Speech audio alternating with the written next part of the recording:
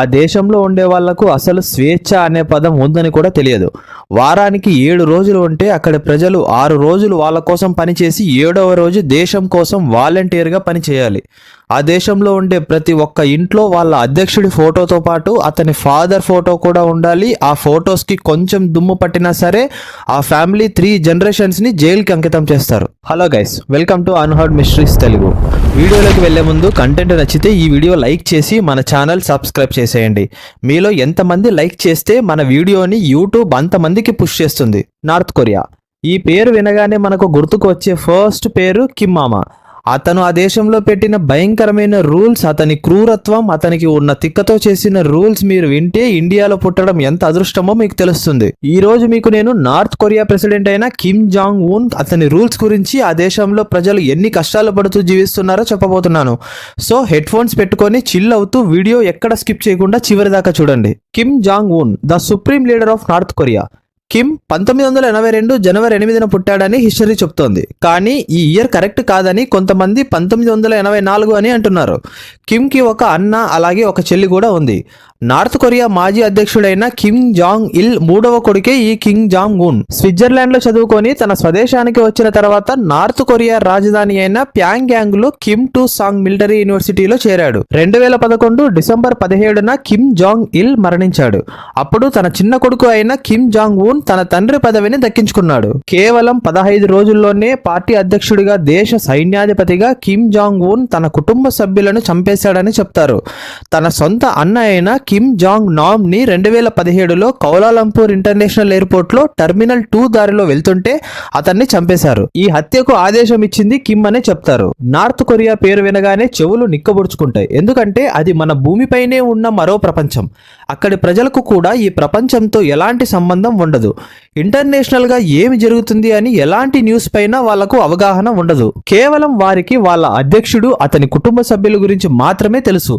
ఆ దేశంలో జరిగే అరాచకాల గురించి తెలుసుకుంటే అది అసలు మనుషులు నివసించే ప్రాంతమేనా, మానవ హక్కులంటూ ఉన్నాయా అని అనిపించడం ఖాయం. నిరంకుశత్వానికి మారుపేరైన నార్త్ కొరియా అధినేత కిమ్ జాంగ్ ఉన్ ను అక్కడి ప్రజలు దైవంగా భావిస్తారు.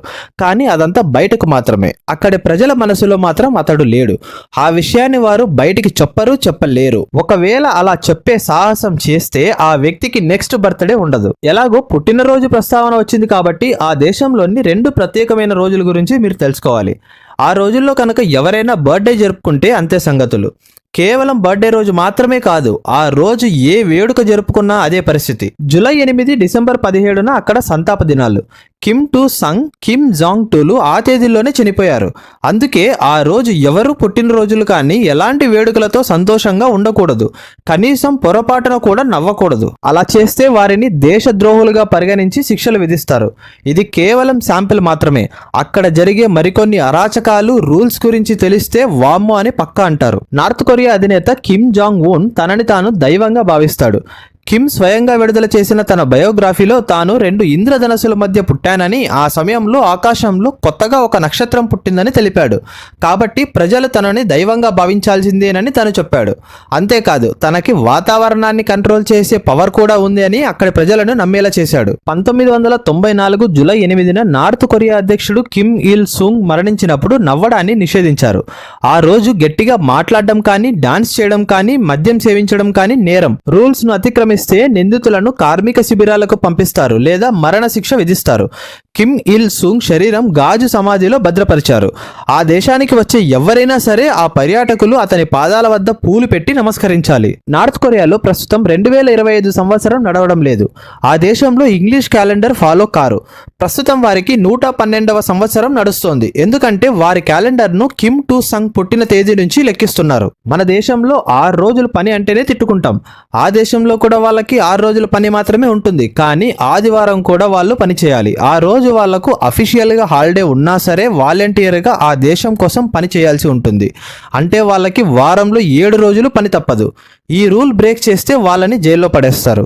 నార్త్ కొరియాలోని ప్రతి ఇంట్లో గవర్నమెంట్ రేడియో మాత్రమే ఉంటుంది. అది ఎప్పుడూ ఆన్లోనే ఉండాలి.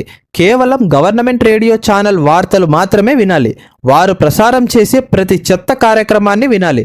విదేశీ ఛానళ్లు చూస్తే శిక్షలు దారుణంగా ఉంటాయి. వాళ్లకు మనలాగా ఎలాంటి ఎంటర్టైన్మెంట్ ఛానల్స్ కానీ మూవీస్ కానీ చూసే ఆప్షన్ లేదు. రోజంతా అక్కడి ప్రజలు కిమ్ జాంగ్ ఉన్ కి సంబంధించిన వార్తలు కానీ అతని గొప్పతనం గురించి చెప్పే విషయాలను మాత్రమే వినాలి. ఈ దేశంలో ఉండే ప్రజలకు బయట ప్రపంచంతో సంబంధం ఉండదు. వార్తాపత్రికలు, వార్తా ఛానళ్లు లాంటివి ఏవి వారికి అందుబాటులో లేవు. ఈ దేశంలో కేవలం 3 టీవీ ఛానల్స్ మాత్రమే వస్తాయి. అవి తప్ప మరే ఛానల్ రాదు. దొంగచాటుగా వేరే ఛానల్ చూడకూడదు. చూస్తే వాళ్ళను జైల్లో వేసి కఠినమైన శిక్షలు విధిస్తారు. ఎవరైనా తమ పొరుగు దేశమైన సౌత్ కొరియా సినిమాలు, అశ్లీల వీడియోలు చూసినా బైబిల్తో కనిపించిన మరణశిక్ష విధిస్తారు. ఈ దేశంలో కనీసం జీన్స్ ప్యాంట్స్ కూడా వేసుకోకూడదు. స్కర్ట్స్ ధరించిన మహిళలు తప్పనిసరిగా మోకాలను కప్పుకోవాలి. బికినీలు అస్సలు వేసుకోకూడదు. నార్త్ కొరియా ప్రజలు తీవ్రమైన పేదరికంతో నరకం అనుభవిస్తున్నారు. అయితే పర్యాటకులు పొరపాటున కూడా అక్కడి పేదలకు ఫోటోలు తీయకూడదు. అది తమ దేశ ప్రతిష్టను దెబ్బతీస్తుందని కిమ్ భావిస్తాడు. కానీ పేదరికాన్ని నిర్మూలించే పని మాత్రం చేయడు. అది అతని డిక్షనరీలోనే లేదు. నార్త్ కొరియా ప్రజలకు శిక్షల్లో బంపర్ ఆఫర్ కూడా ఉంది. ఒక కుటుంబంలో ఎవరైనా ఒక వ్యక్తి నేరానికి పాల్పడితే వాళ్ళ తర్వాత 2 తరాలు కూడా జైలు శిక్ష అనుభవించాలి. అంటే 3 తరాలు వాళ్ళ జీవితం అంతా జైల్లోనే గడపాలన్నమాట. ఎవరైనా ఆత్మహత్య చేసుకుంటే ఆ కుటుంబం మొత్తాన్ని శిక్షిస్తారు. సో ఇక్కడ చనిపోవాలన్న ఆప్షన్ లేదు. అలా ఉంటుంది కిమ్ మామ రూల్. ఊహిస్తేనే భయంగా ఉంది కదా. నార్త్ కొరియాలో ప్రస్తుతం ఆహార సంక్షోభం ఉంది. ప్రస్తుతం అక్కడ ఒక బ్లాక్ టీ ప్యాకెట్ ధర 5,000 రూపాయలు, కాఫీ ప్యాకెట్ ధర 7,000 రూపాయలు, కేజీ అరటి పండ్ల ధర 3,000 రూపాయలకు పైనే ఉంది. నార్త్ కొరియా ప్రస్తుతం 8,60,000 టన్నుల ఆహార కొరతను ఎదుర్కొంటున్నట్లు ఐక్యరాజ్య సమితి ఆహార విభాగం అంచనా వేసింది. అక్కడి ప్రజలకు వీటన్నిటి గురించి అవగాహన ఉండదు. ఎందుకంటే వాళ్లకు బయట ప్రపంచం ఎలా ఉంటుందో తెలియదు కాబట్టి. నార్త్ కొరియా వెళ్లే పర్యాటకులు వాళ్ళ మొబైల్ ఫోన్స్ను ఎయిర్పోర్ట్లోనే ఇచ్చేయాలి. దేశంలోకి ఫోన్లు అనుమతి లేదు. ఆ దేశానికి వెళ్లే పర్యాటకులు స్థానికులతో మాట్లాడకూడదు. ప్రత్యేకంగా గైడును ఏర్పాటు చేసుకొని మాత్రమే తిరగాలి. ఇష్టానుసారం షికారు చేయడం కుదరదు. ఈ దేశంలో ఎలాంటి ఇంటర్నెట్ సదుపాయం ఉండదు. కేవలం విఐపీలకు మాత్రమే అనుమతి ఉంది. ఇందుకు సొంతంగా రెడ్ స్టార్ అనే వ్యవస్థను ఏర్పాటు చేసుకున్నారు. కిమ్ తన మావయ్యను బట్టలు విప్పి ఆకలితో ఉన్న 120 వీధి కుక్కల బోనులో వేసి చంపేశాడు. కిమ్ 2,000 మంది మహిళలతో ప్రత్యేకంగా ప్లెజర్ స్క్వాడ్ ని ఏర్పాటు చేసుకున్నాడు. వాళ్ళు కిమ్తో పాటు అతని సైనికులకు అన్ని రకాల సేవలు అందించి ఆనందం ఇవ్వాలి. ఈ దేశంలో పిల్లలకు ప్రపంచ చరిత్రతో పని లేదు. కేవలం వారికి కిమ్ జాంగ్ 1, కిమ్ జాంగ్ 2ల చరిత్రలే చెప్తారు. అవి వినే వాళ్ళు పెరగాలి. వాటి గురించే వాళ్ళు పదే రోజు చదవాలి. ఈ దేశంలో ఇల్లులు బూడిద రంగులోనే ఉండాలి. ఇళ్ల బయట తప్పకుండా కిమ్, అతడి కుటుంబీకుల ఫోటోలు ఉండాలి. ఆ ఫోటోలకు దుమ్ము పట్టినా శిక్ష తప్పదు. ఒక మహిళ అగ్ని ప్రమాదానికి గురైన తన ఇంటి నుంచి పిల్లలను రక్షించుకొని నేతల ఫోటోలను వదిలేసింది. దీంతో అధికారులు ఆమెకు జైలు శిక్ష విధించారట. నార్త్ కొరియాలో మనలాగే 5 ఏళ్లకు ఒకసారి ఎన్నికలు జరుగుతాయి. ఇందులో కేవలం ప్రతిసారి ఒకే ఒక్క అభ్యర్థి పోటీకి నిలబడతాడు. అతనే కిమ్ జాంగ్ ఉన్. ప్రజలకు అతడు నచ్చినట్లయితే తమకు నచ్చిన అభ్యర్థి పేరును బహిరంగంగా ప్రకటించాలి. కానీ ప్రజలు ఆ సాహసం చేయలేరు. ఎందుకంటే అలా ఎవరైనా చెప్పే సాహసం చేస్తే వాడు నెక్స్ట్ మినిట్ ఉండడు. సో ఇక్కడ ఎలక్షన్స్ పెట్టేది కిమ్, నిలబడేది కిమ్ మాత్రమే, గెలిచేది కిమ్, సెలబ్రేషన్స్ చేసుకునేది కిమ్. అతని గెలుపుని ప్రతి ఒక్కరూ ఆనందంగా జరుపుకోవాలి. ఇలాంటి ఎలక్షన్స్ మీరు ఎక్కడ చూసి ఉండరు, చూడలేరు కూడా, ఒక్క నార్త్ కొరియాలో తప్ప. ఆ దేశంలోని మగవాళ్ళంతా Kim Jong Un hairstyle ని ఫాలో అవ్వాలి.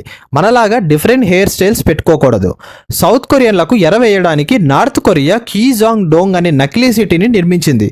అక్కడ ఎవరు నివసించరు. అయితే రాత్రి వేళల్లో అక్కడ ఇళ్లలో ఎప్పుడూ లైట్లు వేస్తూ జనాలు ఉన్నట్లు భ్రమ కల్పిస్తారట. విదేశీ సంగీతాన్ని వినడం లేదా విదేశీ భాషల్లో సినిమాలు చూడటం ఇక్కడ నేరం. అమెరికా సినిమాలు లేదా అశ్లీల చిత్రాలు చూస్తే మరణదండన తప్పదు. ఇండియన్ మూవీస్ చూస్తే జైలు శిక్ష పక్కా.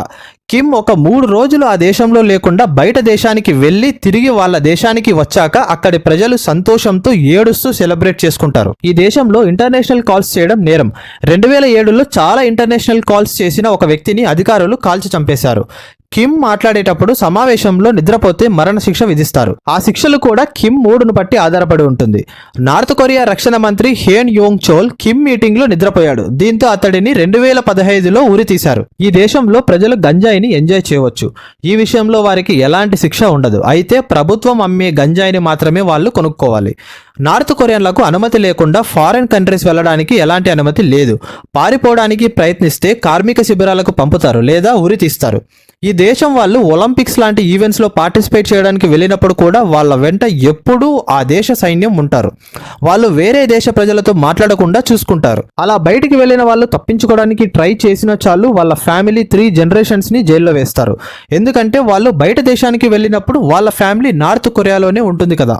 అక్కడి ప్రజలు ఇష్టానుసారంగా వాళ్ళకి నచ్చిన సిటీస్లో నివసించడానికి వీలు లేదు. ముఖ్యంగా రాజధాని ప్యాంగ్యాంగ్లో నివసించడానికి గవర్నమెంట్ అనుమతి అవసరం. అలాగే వాళ్ళ ఇన్కమ్ని బట్టి అనుమతిస్తారు. ఈ దేశంలో మత స్వేచ్ఛ లేదు.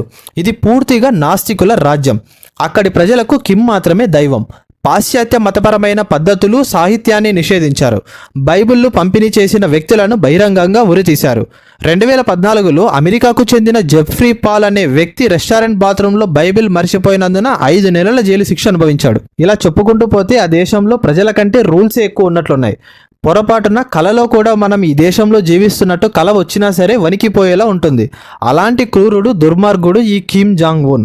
ఇదంతా విన్నాక ఇండియాలో పుట్టడం 1000 రెట్లు అదృష్టమని మీకు పక్కా అనిపించే ఉంటుంది. ఈ రూల్స్ అన్ని చూసాక మీ ఒపీనియన్ ఏంటో కమెంట్స్లో చెప్పండి.